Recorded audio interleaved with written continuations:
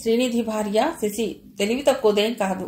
Srinidhi business చూస్తున్నాడని, కుముద ఎంటర్ప్రైజెస్లో మంచి పొజిషన్లో ఉన్నాడని ఇంకా చాలా అబద్ధాలు చెప్పి పెళ్లి చేశారు. అతడికి చదువు అబ్బలేదు. ఏదో గంతకు తగ్గ బొంత అన్నట్లు శశిని కట్టబెట్టారు. అవన్నీ వట్టి మాటలని ఆమెకు తెలిసిన తర్వాత ఇక ఏ రకంగానూ ఘర్షణ పడలేదు. తను కేవలం ఇంటర్ మాత్రమే చదివింది. పుట్టింటి వారి పరిస్థితి అంతంత మాత్రమే. అందుకే అత్తింటిని వదిలి బయటికి వెళ్లిపోలేక అబద్ధాలను గుండెల్లోనే దాచుకుని జీవితం గడిపేస్తోంది. అవన్నీ రవిచంద్రకు తెలియనివి కావు. తన భర్త, తన మావలవి స్వచ్ఛమైన జీవితాలు కావని, తమ ఆడపడుచు యామిని భర్త రవిచంద్ర పంచన చేరి జీవితం గడిపేస్తున్నారని ఆమెకు బాగా తెలుసు. తనకి కూడుకి గుడ్డకి లోటు కనిపించటం లేదు. అందుకే ఏ రకమైన పేచీ పెట్టదలుచుకోలేదామె. అది భార్య మంచితనం అనుకుంటున్నాడు శ్రీనిధి. కానీ జమలేనితనం అని అతడికి అర్థం కాదు. శ్రీనిధిని ఇంటి దగ్గర డ్రాప్ చేసి తన ఇంటికి వచ్చాడు రవిచంద్ర. అప్పుడు సమయం 11 గంటలు కావస్తోన్నది.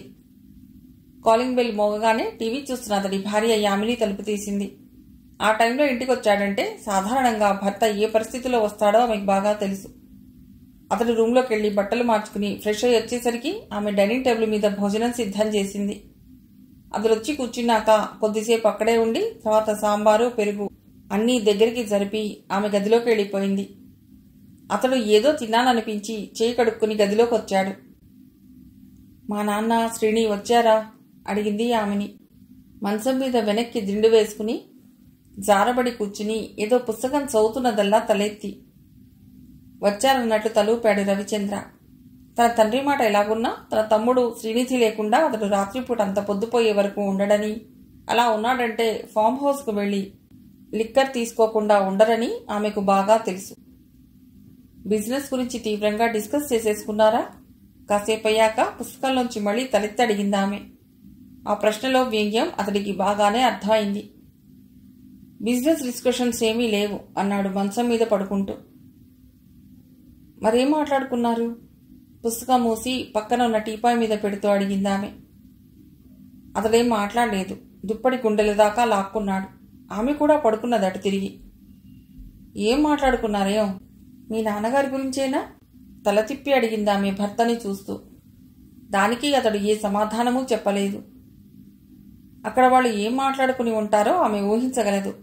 చాలా రోజుల కిందటే ఆలోచనను, అంటే తమ మామ భగవంతుని వ్యాపార సంస్థల్లో పక్కన కూర్చోబెట్టి రెస్ట్ తీసుకోనాన్నా అని చెప్పే ఆలోచనని ఆమె ఒప్పుకోలేదు. ఆయన అడుగుజాడల్లో నడవటమే మనందరికీ శ్రేయస్కరమని చెప్పింది ఆమె. అంతేకాదు తన తమ్ముడు శ్రీనిధికి తమ కంపెనీలో పెత్తనం ఇవ్వడం కూడా ఆమెకు ఎంత మాత్రం ఇష్టం లేదు. అతడికి చదువు మీద కానీ, జీవితంలో ఒక స్థిరత్వం ఏర్పరచుకోవాలని కానీ ఏమాత్రం అవగాహన లేదు సరికదా. మంచి మాటలు ఎవరు చెప్పినా తలకెక్కించుకోడు. వీళ్ళకేం పనిలేదు అని కొట్టిపారేస్తాడు. స్థిరత్వం లేని మనిషని ఆమెకు బాగా తెలుసు. డికోమీ జీవితానికి అలవాటు పడ్డాడు. ఎలాగో కష్టపడి ఓ 5 ఏళ్లకు డిగ్రీ పూర్తి చేశారనిపించాడు. మీకు తెలీదు, మా నాన్న మా తమ్ముడు చెప్పిన మాటలు వినకండి. ఆయన నాకు కన్న తండ్రే, మా నాన్నే. కానీ వాళ్ళ ధోరణి, వాళ్ళ ఆలోచనలు, వాళ్ళ ప్రవర్తన నాకు ఎంత మాత్రం ఇష్టం లేదు. నాన్న ధోరణికి అమ్మ బెంగపెట్టుకునే మంచం పట్టింది. ఇంక మళ్లీ ఆమె దిగలేదు. ఆస్తి విషయంలో మా నాన్న సొంత తమ్ముడినే మోసం చేశాడు. మమ్మల్ని బాబాయ్ ఎంతో ప్రేమగా చూసేవాడు. అలాంటి బాబాయిని మా నాన్న మోసం చేయటం నాకు అస్సలు నచ్చలేదు. ఇక మీరు ఆఫ్టర్ ఆల్ అల్లుడు, మీ నాన్నగారు వియ్యంకుడు. పాపభీతి లేని వాళ్ళు మా నాన్న, మా తమ్ముడు. వాళ్ళని నమ్మకండి. నా వాళ్ళన్న అభిమానం చూపిస్తే మీరు అన్యాయమైపోతారు.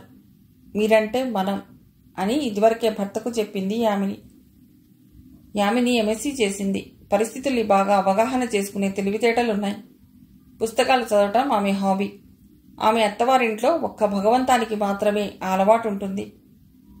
రవిచంద్రకు కానీ, నరేంద్రకు కానీ బుక్ రీడింగ్ అస్సలు అలవాట్లేదు. ఆ మాటకొస్తే వాళ్ళు పేపర్ కూడా చదవరు.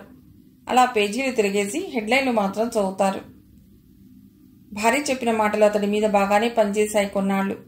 కానీ ఒక పక్క తమ్ముడు నరేంద్ర చేస్తున్న సణుగుడు, మరోపక్క మామగారు, ఇంకా ఒకళ్ళిద్దరు ఫ్రెండ్స్ పదవి, హోదా అంటూ పదే పదే చెప్పడంతో భార్య మాటలు వెనక్కి వెళ్ళిపోయాయి.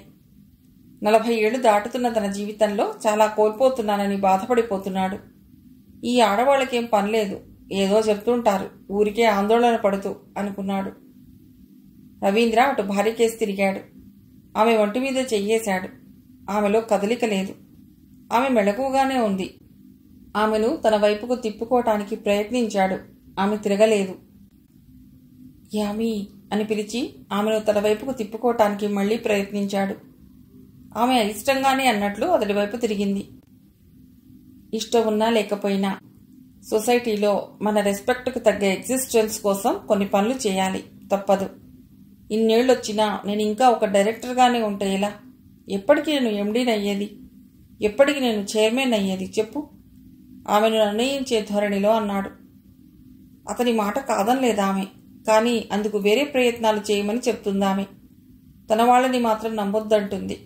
పోనీ వేరే వాళ్ళ సలహా సంప్రదింపులు తీసుకుందామంటే ఈ రోజుల్లో ఎవరినీ నమ్మలేం అంటాడు రవిచంద్ర.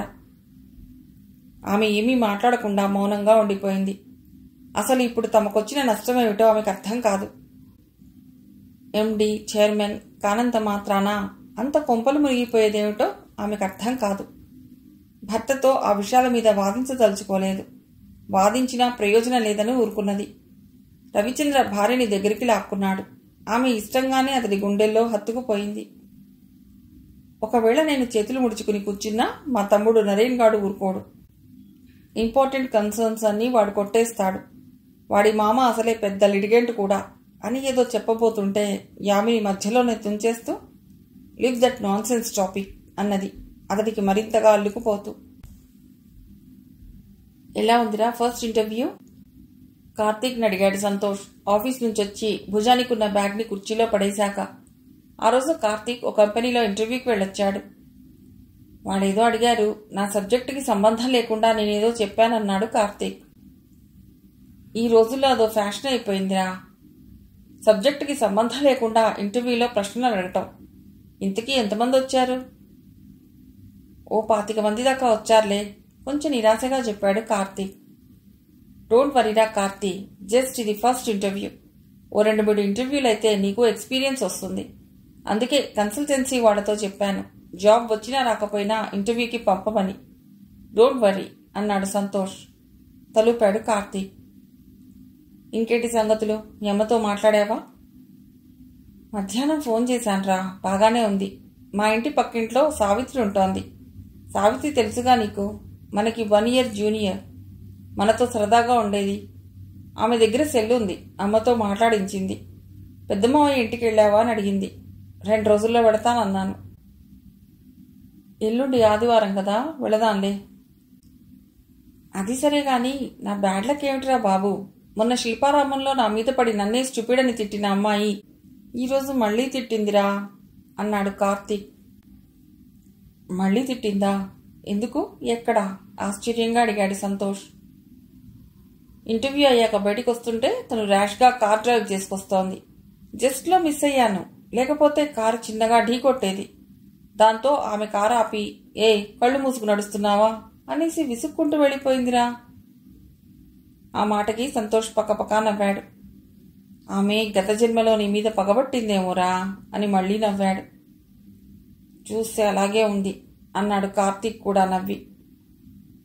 సంతోష్ లేచి అన్నాడు, పదరా కెఫేకి వెళ్ళి చాయ్ తాగొద్దాం అని. ఇప్పుడా? పర్వాలేదురా, మనం భోజనం చేయటానికి ఇంకా ఎలా లేదన్నా 2 hours పైన టైం ఉంది. ఫణిగాడు రావాలి, కుక్కర్ పెట్టాలి. కార్తీక్ లేచి షర్టు మార్చుకుంటుంటే సంతోష్ సెల్ రింగ్ అయింది. తీసి చూశాడు. రే కావేరీరా అని ఆన్ చేసి హలో అన్నాడు. ఎక్కడా, ఆఫీస్లోనా రూమ్లోనా అడిగింది కావేరి. జస్ట్ ఇప్పుడే రూమ్కి వచ్చాను. నేను చెప్పింది ఏం ఆలోచించావు? అదే జాబ్ గురించి.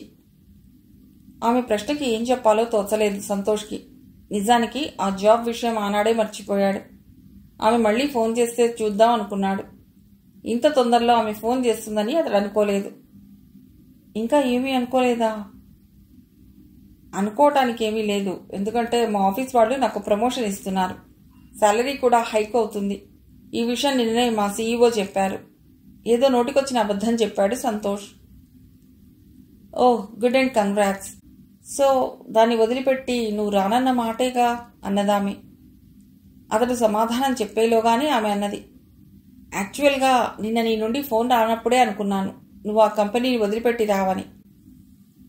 కోర్స్ నేను ఆలోచించుకోవడానికి టైం లేదు. వాళ్ళు మంచి ఆఫర్ ఇచ్చేశారు. ఓకే ఓకే మంచిదేగా అన్నది కావేరి. ఇంతకీ నువ్వు ఎక్కడ చేస్తున్నావు అడిగాడు సంతోష్.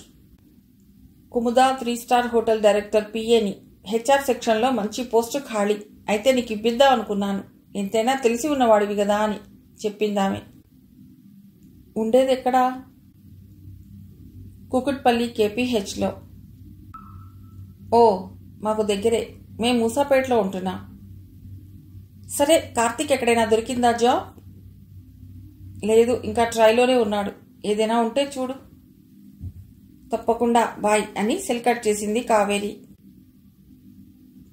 కుముద 3 స్టార్ హోటల్ డైరెక్టర్కి పిఏగా ఉంటోందటరా. హోటల్ బాగుంటుంది. ఇంకా 2-3 కన్సర్న్స్ ఉన్నాయి వాళ్ళకి. పర్వాలేదు, కాస్త పెద్ద గ్రూపే కార్తీక్కి చెప్పాడు సంతోష్. ఆమె జీవితం చూసావా ఎంత తమాషాగా ఉందో. మన ఊళ్ళో ఓ అలజడి రేపి మిస్ అయిపోయి వైజాగ్లో గడిపి చివరికి హైదరాబాద్లో తేలింది. అది ఓ 3 స్టార్ హోటల్ డైరెక్టర్కి పిఏగా. ఇది భలే ఆశ్చర్యంగా లేదు వినటానికి అన్నాడు కార్తీక్. ఏది ఏమైనా సుడి ఉండాలరా. అది ఉంటే ఎందుకు పనికిరాని వాడు కూడా అనూహ్యంగా రాత్రికి రాత్రే పెరిగిపోతాడు. మళ్ళీ కార్తీకే అన్నాడు. అందుకు మన కావేరీనే బెస్ట్ ఎగ్జాంపుల్ అన్నాడు సంతోష్ చెప్పులేసుకుని బయటికి వస్తూ. ఒరే కార్తీక్, ఏమైనా కానీరా. ఆమెలో ఉన్న అందం, ఆకర్షణ, మాటకారితనం సూపర్బ్రా. అవే ఆమెకు ఎసెట్స్, చదువు సర్టిఫికేట్లు కాదు. ఏమంటావు అన్నాడు సంతోష్. కెఫేలో కూర్చుని చాయ్ చెప్పాక అవునన్నట్లు సాలోచనగా తలుపాడు కార్తీక్. కొందరికి ఆ టాకింగ్ టెక్నిక్ భలేగా వచ్చేస్తుందిరా. మన శ్రీకర్ గారిని చూడు, ఆడాళ్లని ఈజీగా బుట్టలో పడేస్తాడు అన్నవ్వాడు సంతోష్. ఏం లాభం, వాళ్ల కోసం వాడు జేబులు ఖాళీ చేసుకుంటాడుగా. అవును, ఆ విషయంలో వాడు మళ్లీ పిచ్చోడే. అయినా అందరి కోసం ఖర్చు పెట్టడులే, తన లవర్ కోసమే. అయినా ఈ రోజుల్లో ఈ లవ్ అఫేర్లు కామన్ అయిపోయాయిరా. విలేజ్లో కూడా ఈ జబ్బు బాగా ముదిరిపోయింది ఇప్పుడు. 10th స్టూడెంట్స్ దగ్గర నుండి love లెటర్లే అన్నవ్వాడు Karthik.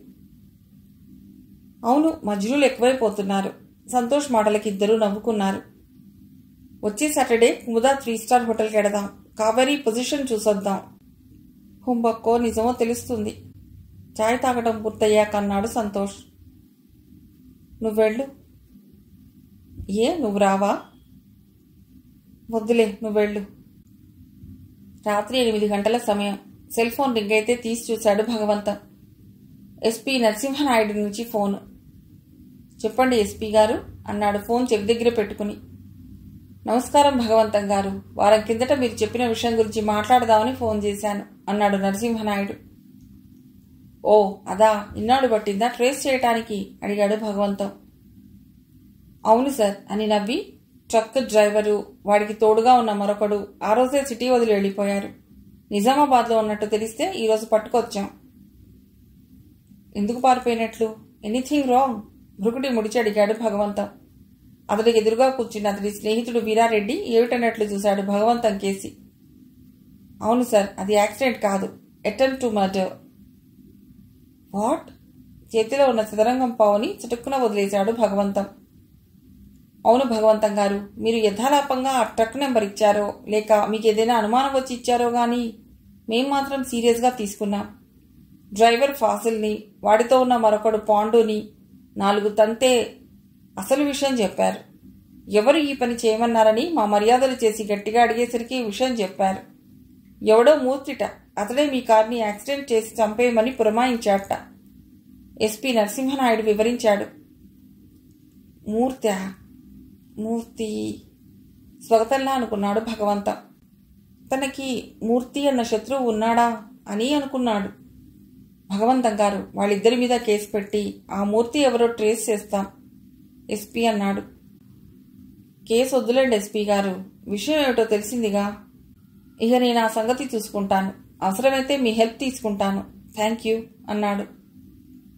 SP phone cut చేశాడు. భగవంతానికి నరసింహనాయుడు కావలసిన మనిషే. ఏట్రా ఏమైంది? వీరారెడ్డి అడిగాడు మిత్రుడు భగవంతం మొహంలో మారిన భావాలు చూసి. ఒక రకంగా భగవంతం చిన్నగా షాక్ తిన్నట్లయిపోయాడు. వారం రోజుల కిందట అమీర్పేటలో తన కారును ఓ ట్రక్కు ఢీకొట్టిన సంగతి చెప్పాడు. ఆ సందర్భంగా అనుకోకుండా తాను ట్రక్ నంబర్ చూడటం, సెల్లో దాన్ని ఫీడ్ చేసి ఎస్పీ నరసింహనాయుడికి చెప్పి జస్ట్ ఎంక్వైరీ చెయ్యి అనటం అంతా వీరారెడ్డికి వివరించాడు భగవంతం. నిజానికి ఎస్పీకి చెప్పిన తర్వాత ఆ విషయం మర్చిపోయాడు భగవంతం. వాళ్ళు ఆ రోజు కావాలనే నా కార్కి డాష్ ఇచ్చారట. ఎవరో మూర్తి అన్న వ్యక్తి ఆ పని చేయించాడట. మూర్తి ఎవడా అని?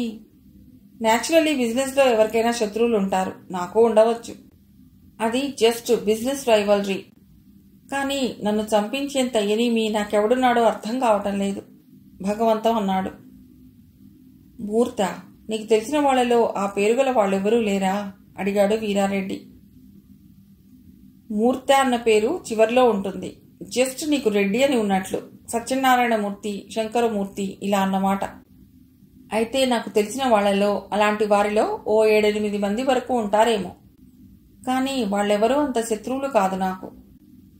తన స్నేహితులు, తనకి తెలిసిన వారి పేర్లు గుర్తుకు తెచ్చుకుంటూ అన్నాడు భగవంతం. ఎనీహౌ, ఇక నుండి నువ్వు జాగ్రత్తగా ఉండాలని ఇదొక హెచ్చరిక అనుకో, వీరారెడ్డి హెచ్చరిస్తున్నట్లుగా అన్నాడు. అవునన్నట్లు తలూపాడు భగవంతం. ఎదురుగా ఉన్న చిదరంగం బల్లని పక్కకు జరిపాడు వీరారెడ్డి. ఇక ఆ రోజు ఆట సాగదని. వారంలో 2-3 రోజులు మిత్రుడు భగవంతంతో చెస్ ఆడుకోవటానికి, పనిలో పనిగా సరదాగా అతడితో 2 పెగ్గులు మందు తీసుకోవటానికి వస్తుంటాడు వీరారెడ్డి. ఒక్కోసారి అక్కడే టిఫిన్ కూడా తినేసేడతాడు. వీరారెడ్డి నగరంలో పేరున్న క్రిమినల్ లాయర్. 25 ఏళ్లుగా ఇద్దరు మంచి స్నేహితులు.